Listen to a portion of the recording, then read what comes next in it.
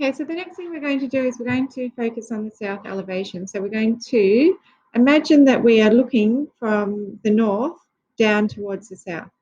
So we're looking this way down. So let's copy and paste this building so that we can put the door into place first.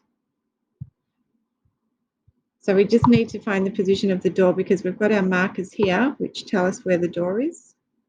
You will know what height your door is from your research. You might need to zoom in. I'm way too far out for the door, but I might take it up to about here. So there's my door. And then what happens is, because we're looking south, we need to flip it. And I'll show you why. Because if we're looking down from the top, then the outside wall is going to be on our left. This wall here will be on our left, like it is here.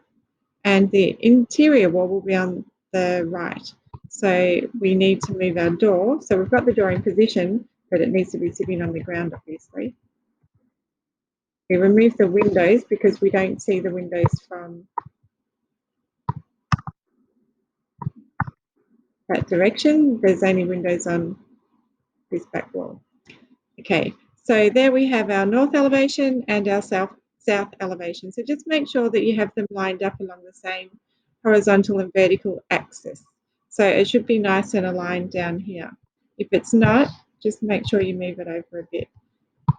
And lastly, you need to make sure that you've changed all the information on here, that you have your name in there, sheet number 1, that you've titled it bedroom. If there was a comma there before, take it out. Scale 1 to 50, sheet size A3 with the north facing angle. And then you need to unlock all. You need to make sure that this again is 100% opacity. And you can save your south north elevation and your plan view for submission.